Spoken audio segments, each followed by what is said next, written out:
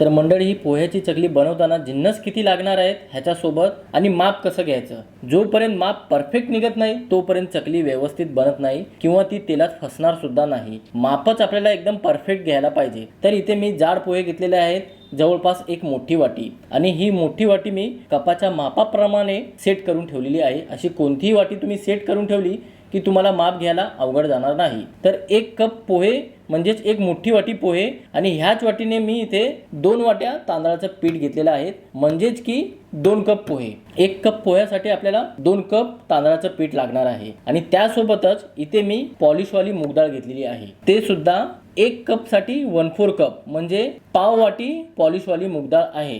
कपाप्रमाणे 1/4 cup आहे. आणि ह्याच्या बाइंडिंगसाठी आणि चव चांगली येण्यासाठी, शिवाय खुसखुशीतपणासाठी इथे पाव वाटी मी फुटाणे घेतलेले आहेत, म्हणजेच की 1/4 कप फुटाणे आहेत. तुम्हाला फुटाणे नाही वापरायचे असतील काही हरकत नाही, तुम्ही चण्याची डाळ वापरू शकता, पण चण्याच्या डाळीला एकदम कुरकुरीतपणा येईपर्यंत चांगल्या प्रकारे भाजून घेणं गरजेचं आहे. आणि तुम्हाला मूग डाळ वापरायची नसेल तर तुम्ही उडदाची डाळ वापरू शकता, किंवा तुम्ही हे दोन्ही जिन्नस म्हणजेच मूग डाळ आणि उडदाची डाळ न वापरता फक्त फुटाणे थोड्याशा जास्त प्रमाणात घ्या. म्हणजेच की हे मी 1/4 कप घेतलेलं आहे, ह्याचं प्रमाण दुपटीने वाढवा. अर्धा कप तुम्ही फुटाणे घेऊ शकता. आणि तुम्हाला किलोचं माप घ्यायचं असेल, म्हणजे तुम्हाला किलोप्रमाणे ही चकली बनवायची असेल, तर तुम्हाला 2 किलो तांदळाचं पीठ लागेल. 2 किलोसाठी 1 किलो तुम्हाला जाड पोहे लागतील, आणि 1 किलोसाठी हे दोन्ही जिन्नस पाव किलो लागणार. तर मंडळी, इथे अगोदर आपल्याला मूग डाळीला भाजून घ्यायचं आहे. मूग डाळ कडक असते जास्त प्रमाणामध्ये, म्हणून अगोदर आपल्याला इथे मूग डाळ भाजून घ्यायचं आहे. आणि गॅसला एकदम मंद आचेवर करायचं आहे, इतकं लक्षात ठेवा. मूग डाळीमध्ये जास्त प्रमाणामध्ये ओलावा असतो, म्हणून ह्याला अगोदर आपण जवळपास 40 ते 50 सेकंद भाजून घ्यायचं आहे. त्याच्यानंतरच बाकीचे जिन्नस भाजून घ्यायचे आहे. आता ह्याच्यामध्ये मी एक असा जिन्नस वापरणार आहे, त्याच्याने चकली एकदम खुसखुशीत होणार, शिवाय त्याच्यामध्ये कुरकुरीतपणा पण येणार, आणि जास्त दिवस हा कुरकुरीतपणा टिकून सुद्धा राहणार. आता तो जिन्नस आहे 2 चमचे साबुदाणा. तुम्ही किलोमध्ये ही चकली बनवत असाल तर किलोसाठी आपल्याला 4 चमचे साबुदाणा लागणार. आता साबुदाणा आणि मूग डाळीला आपल्याला असं फ्राय करायचं आहे, ह्याला लाल सुद्धा होऊ द्यायचं नाही, आणि ह्याच्यामधला पूर्ण ओलावा निघून जायला पाहिजे. तर मंडळी, जवळपास मी ह्या दोन्ही जिन्नसांना 40 ते 50 सेकंद अगोदर परतवून घेतलेला आहे, आणि ह्याचा रंग वेगळा होऊ द्यायचा नाही. पुन्हा एकदा सांगतो, आता यामध्ये फुटाणे वापरायचे आहेत आणि पोहे. हे दोन्ही जिन्नस हलके असतात, म्हणून शेवटीच वापरायचं आहे. आता ह्या सर्व जिन्नसांना जवळपास 2 मिनिटापर्यंत आपल्याला परतवून घ्यायचा आहे, आणि पोह्याचा सुद्धा रंग वेगळा होऊ द्यायचा नाही. संपूर्ण ओलावा या संपूर्ण जिन्नसामधून निघून जायला पाहिजे. त्याच्याने एक फायदा जास्त होतो, ह्याला वाटून घेतलं की नाही पीठ चांगलं एकदम बारीक निघतं, आणि पीठ चांगलं बारीक निघालं की चकल्या एकदम जबरदस्त होतात. तर इथे मी जवळपास 2 ते 3 मिनिटं ह्या सर्व जिन्नसांना चांगल्या प्रकारे परतवून घेतलेला आहे, आणि तुम्ही पाहू शकता ह्याचा रंग वेगळा झालेला नाही. सहसा भरपूर जण एक चूक काय करतात माहिती आहे काय, चकली बनवताना म्हणजे झटपट चकली बनवताना हे सर्व जिन्नस भाजून न घेताच त्याला वाटून घेतात. त्याच्याने काय होतं, चांगल्या प्रमाणामध्ये वाटलं जात नाही, म्हणजेच की त्याचं पीठ चांगलं व्यवस्थित बारीक होत नाही. त्याच्यासाठी आपल्याला ह्याचा ओलावा निघून जाईपर्यंत 2 ते 3 मिनिटं परतूनच घ्यावं लागेल. आता ह्या सर्व जिन्नसांना या पॅनमध्येच आपल्याला थंड करून घ्यायचं आहे. हे सर्व जिन्नस चांगल्या प्रकारे थंड झाल्यावरच ह्याला मिक्सरच्या भांड्यामध्ये काढून घ्यायचं आहे. एक गोष्ट लक्षात ठेवा, कोणतीही जिन्नस म्हणजे चकली बनवताना असे जिन्नस चांगल्या प्रकारे थंड करूनच घ्यायचे आहे. तुम्ही गरमच वापरले की तुमचं मिक्सर खराब होण्याचे जास्त चान्सेस असतात. आणि आता मी तुम्हाला ह्याचा कुरकुरीतपणा दाखवतो. हे पहा, हातानेच हे मॅश होत आहेत, पाहिलं ना, म्हणून चांगल्या प्रकारे ह्याला भाजून घ्या. आता याला एकदम बारीक वाटून घ्यायचं आहे, किंवा तुम्ही याला चक्कीमध्ये दळून आणलं तरी चालेल. चांगल्या प्रकारे सर्व जिन्नस वाटून घेतलं मिक्सरला की ह्याला चाळणीमध्ये काढून घ्यायचं आहे. कधीही मिक्सरला वाटून घेतलं तर ह्याला चाळणीमध्ये चाळूनच घ्या, किंवा तुम्ही चक्कीमधून वाटून आणलं तर ह्याला चाळून घेण्याची गरज पडणार नाही. असं घरगुती आपण मिक्सरमध्ये हे जिन्नस वाटून घेतलं तर ह्याला चाळण्याची गरज असते. पाहू शकता हे बारीक कण निघालेले आहेत, आणि चांगल्या प्रकारे हे वाटलं सुद्धा गेलं आहे. ह्याला फेकून टाकलं तरी चालेल, आणि तुम्ही न परतवून घेताच ह्याला वाटून घेतलं असतं तर ह्याच्यापेक्षा जास्त हे कण निघाले असते. जवळपास 5 ते 6 चमचे हे कण निघाले असते. आता तांदळाचं पीठ सुद्धा आपल्याला चाळून घ्यायचं आहे. तांदळाचं पीठ सुद्धा चाळून घेतलं की चांगल्या प्रमाणे हलकं होतं. आणि माप तर मी तुम्हाला अगोदरच सांगितलेलं आहे, तरी सुद्धा पुन्हा एकदा सांगतो. जवळपास 2 मोठ्या वाट्या तांदळाचं पीठ आहे. म्हणजे कपाप्रमाणे बघायला गेलं की 2 कप इतकं तांदळाचं पीठ झालेलं आहे. जवळपास 400 ते 450 ग्राम तांदळाचं पीठ आहे. आता याच्यामध्ये काही फ्लेवरफुल जिन्नस वापरायचे आहेत. 2 चमचे ओवा वापरायचा आहे. 1 चमचे सफेद तीळ, 2 चमचे सफेद तीळ आहे. जिऱ्याची पावडर 1 चमचा, 1 चमचा लाल तिखट, रंग चांगला येण्यासाठी अर्धा चमचा हळद पावडर, चवीनुसार मीठ टाकल्यावर या सर्व जिन्नसांना चांगल्या प्रकारे एकजीव करून घ्यायचं आहे. तुम्ही चकली जास्त क्वांटिटीमध्ये बनवत असाल, म्हणजेच की किलोमध्ये बनवत असाल, तर असं प्रेमिक्स तुम्ही बनवून ठेवलं घरी की जेव्हा कधी तुमच्या चकल्या संपतील, म्हणजे स्नॅक्स संपतील, म्हणजे डब्बा भरून तुम्ही कधीही थोड्या प्रमाणामध्ये चकल्या बनवलं की जरा संपले की पुन्हा हे प्रेमिक्स वापरून तुम्ही लगेच ह्या झटपट चकल्या बनवू शकता. तर मंडळी, सर्व मसाले ह्या पिठामध्ये चांगल्या प्रकारे एकजीव झालेलं आहे. आता याच्यामध्ये मी ना डालडा वापरणार आहे, ना तेल, ना बटर. याच्यामध्ये मी 2 चमचे गरम तूप वापरणार आहे. आणि एक लक्षात ठेवा, मी जितकं तुम्हाला क्वांटिटी सांगितलेली आहे, म्हणजे ह्या सर्व जिन्नसांची, त्याच्यानुसार आपल्याला 2 चमचे तूप लागणार आहे. किंवा तुम्ही तेलसुद्धा वापरू शकता, बटरचा लहानसा तुकडा वापरा. जास्त प्रमाणामध्ये तुम्ही तूप वापरलं किंवा तेल वापरलं तर चकल्या तेलात विरघळून जाणार, म्हणजेच की त्या फसणार. हे मी 100% बोलतो. आता चांगल्या प्रकारे तूप थंड झालं असेल पिठामध्ये. आता हाताने त्याला चांगल्या प्रकारे असं एकजीव करून घ्यायचं आहे.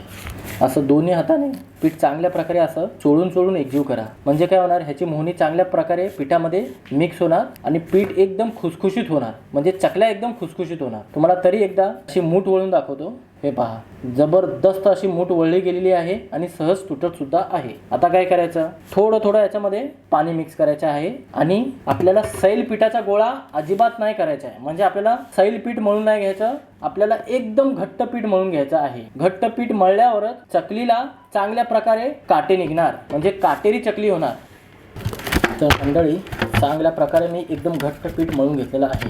मूग डाळ वापरली की चकलीला एकदम भारी चव येते, किंवा उडीद डाळ वापरली तरी चालेल.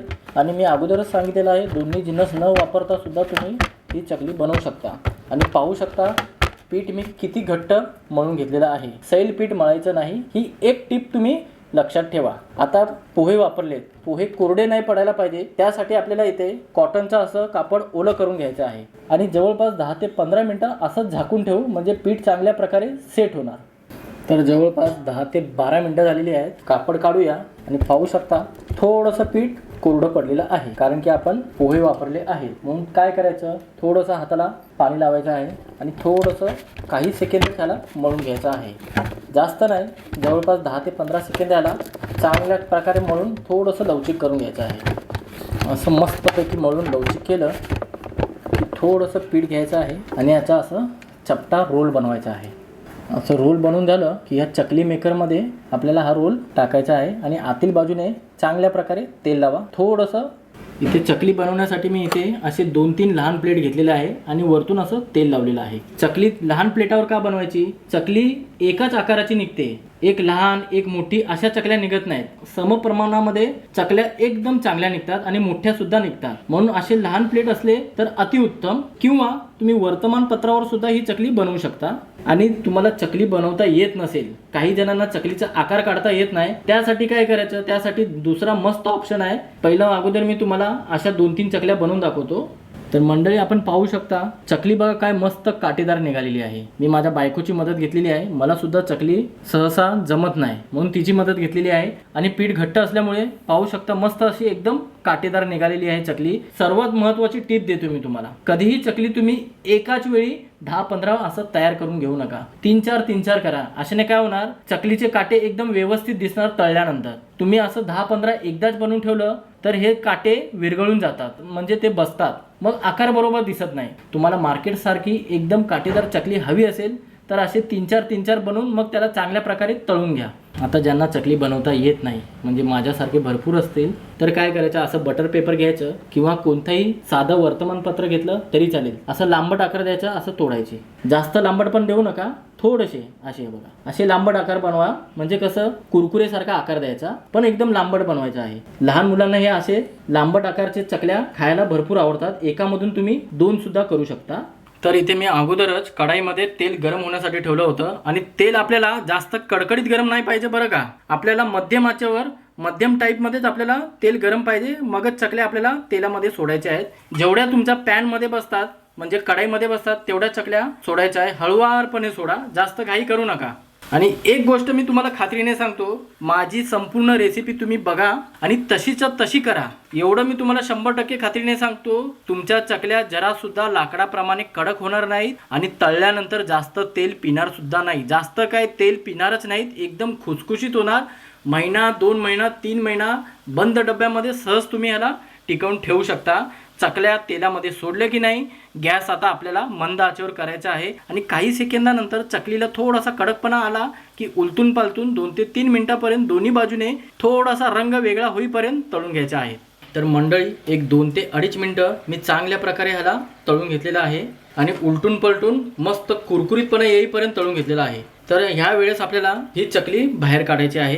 कुरकुरीतपणा आलेला आहे आणि पाहू शकता काटेरी झालेली आहे, एकदम मार्केट सारखी. हुबेहूब तुम्हाला सुद्धा अशीच घरी बनवता येईल. आणि आता ह्या चकल्या काढून घेतो आणि अशाच पद्धतीने तुम्हाला दुसरी बॅच मी तुम्हाला तळून दाखवतो. तर दुसऱ्या बॅचमध्ये मी ह्या लांबट प्रकारच्या चकल्या जे बनवून घेतले होते ना आपण, ते एक एक करून सोडायचे आहेत. मला तर ह्या भरपूर सोप्या वाटल्या आणि करायलाही अवघड नाही, फटाफट चकल्या होतात.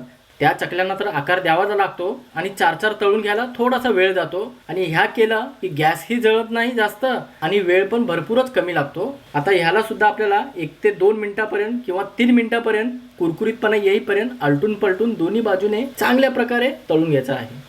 गोल चकलीपेक्षा 1 मिनिट अगोदरच झालेत, म्हणजे गोल चकलीला 3 मिनिटं लागली तर ह्याला जवळपास 2 मिनिटं लागली. 2 मिनिटापेक्षाही कमी वेळ लागला आणि मस्त असा रंग सुद्धा आलेला आहे आणि कुरकुरीतपणाही मस्त आलेला आहे. आणि काटे बघा काय जबरदस्त दिसत आहेत. एकदम परफेक्ट अशी ही चकली तयार झालेली आहे. चला तर मंडळी, ह्या चकलीला सुद्धा मी बाहेर काढतो आणि अशाच पद्धतीने संपूर्ण चकल्या अगोदर तळून घेतो. ना लाकडासारखी कडक लागणार ना तेलात फसणार, एकदम परफेक्ट पद्धतीने ही चकली बनवली. अगदी नवशिके पण पहिल्या वेळेस न चुकता जबरदस्त अशी पोह्याची इन्स्टंट चकली सहज बनवतील. आणि ह्याचा कुरकुरीतपणा मी तुम्हाला दाखवतो. पाहू शकता जबरदस्त असा कुरकुरीतपणा आहे. हे पाहू शकता जबरदस्त असा खुसखुशीतपणा आलेला आहे. ही चकली शेजवान चटणी बरोबर मुलांना एकदा खायला द्या, काय जबरदस्त लागते. खरं सांगतो, बाहेरचं कुरकुरे अनहेल्दी खाणं नक्कीच सोडतील. तर मंडळी, आजची रेसिपी कशी वाटली नक्की तुमची प्रतिक्रिया कमेंट बॉक्समध्ये कळवा. चला तर अशाच नवनवीन रेसिपीसह परत भेटूया.